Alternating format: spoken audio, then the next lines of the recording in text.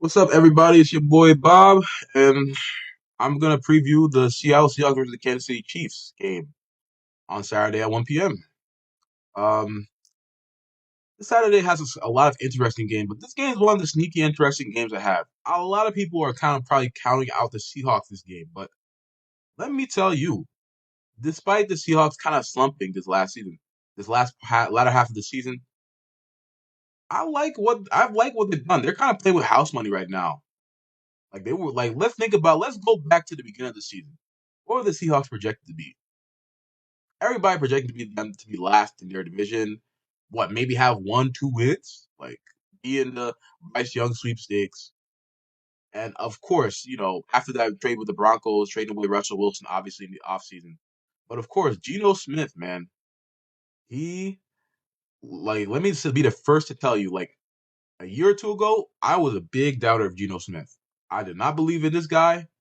I thought that he was just like those one of these retread backup quarterbacks that he can do some nice things in the pinch, but this season he's pleasantly surprised me. His first part of the season, he was playing like a top 5 quarterback, legitimately.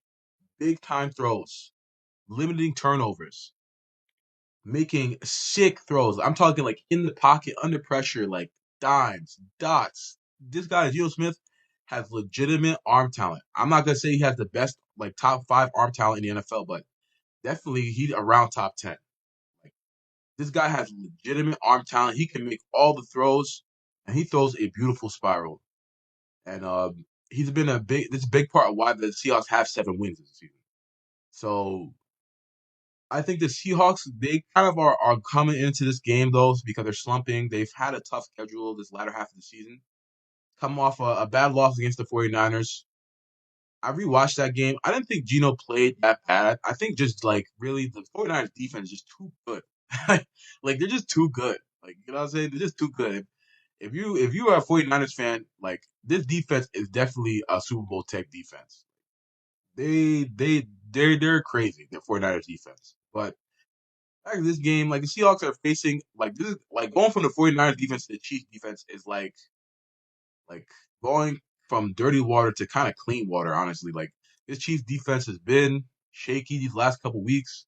Start off the season pretty decent, but these last weeks, ever since the game against my Bengals, they have been kind of exposed. And they have a very young secondary. They're facing DK Metcalf and Tyler Lockett. I kind of have the upset alert like on this. Like I'm leaning kind of towards upset alert here. Yes, like the Chiefs are at home, and yes, like realistically, I'll pick the Chiefs to win this game convincingly. But there is a small upset alert bell ringing in my head right now, and quite frankly, like this could be anticlimactic at 1 p.m. Like this could be an anticlimactic game, but I think this is going to be a high scoring game. I think overs are hitting this game, guys. Like if you want to bet, I think the over, any over, you might want to bet it. Over 50 or anything right now, bet it. Because the overs are hitting. I think their points are going to be scored. We all know what the Chiefs offense can do. We know what Mahomes can do. He's obviously the best quarterback in the league. Uh, I mean, what else? What else the Mahomes doesn't do well? Like at this point, I feel like if anyone doubts Mahomes, it's just got a little hate boner for him. It's okay, but if you doubt him, you have a hate boner for him.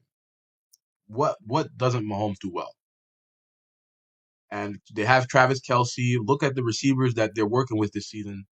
Like Mahomes and Travis Kelsey and Andy Reid, they're working some magic with these receivers. I'm not saying these receivers are trash, but like, these are kind of guys that were kind of like what Juju before the season was saw as like a washed up, and he's looked great this season. They found like Justin Watson, this speedy white guy, out of nowhere.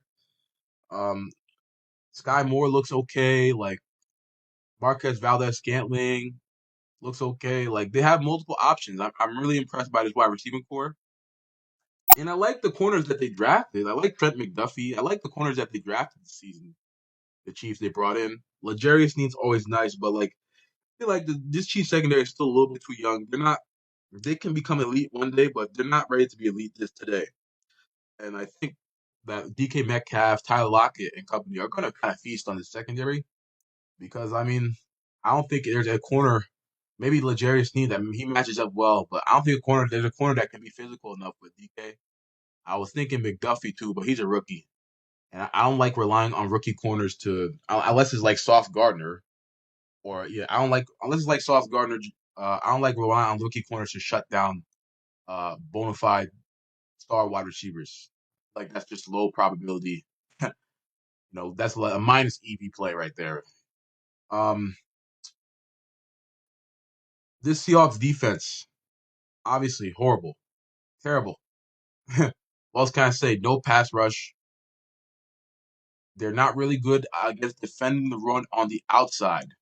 So this Chiefs team, if they want to have a lot of success against the Seahawks and easy success, run the ball on the outside. Their interior guys, they can clog up the middle a little bit. They got guys like Al Woods, Big Al Woods, but on the outside, I believe the Uchenna Owosus and Boye Maffes, I think they can be ran over. I think you can run the ball on the outside. So watch for that. Watch for a lot of outside runs. Isaiah Pacheco and Jerick McKinnon. More so Jerick McKinnon. They could probably have a good day against the Seahawks. Seahawks run this cover three Seattle scheme that won the Super Bowl back in 2014-15. I think is kind of. I mean, I'm not saying this scheme is bad, but you need the athletes in the pass rush for this scheme to work at a high level, and they've kind of missed that on this defense. I will say this: their safety Ryan Neal. They have excellent safety play with Ryan Neal at the strong safety spot. He's one of those guys that can match up on the tight end. So don't be surprised if he matches up, and survives against Travis Kelce. I'm not gonna say he's gonna shut down Travis Kelce, but don't be so surprised if he matches up against Travis Kelce and he kind of survives. Once again, I kind of think like the Chiefs had kind of looked a little sloppy these last couple weeks. I don't want to read too much into it because we've seen this shit before. The Chiefs looked sloppy a couple weeks, and then like they face like a team on team that they know that they could beat on prime time, like a good team, and they just destroy them. So if I'm a guy that's making a pick this week, it's the Chiefs, but the spread on the sports books is actually I believe +10, and that's too big. +10, I think, is too big in my opinion with the Seahawks offense. I think the Seahawks offense can keep pace with the Chiefs, and like even though the Seahawks defense is not great, all they need is like a tip ball or two, interception or two, and this game will be a lot closer than it should be. Once again, there's a small upset alert bell ringing in my head because something just doesn't feel right with the Chiefs to me right now. But like logically and like based on the tape, Chiefs should be able to put up points against this team. But I would pick the Seahawks to cover this game. So that's my take on this game, and I hope you enjoy this game.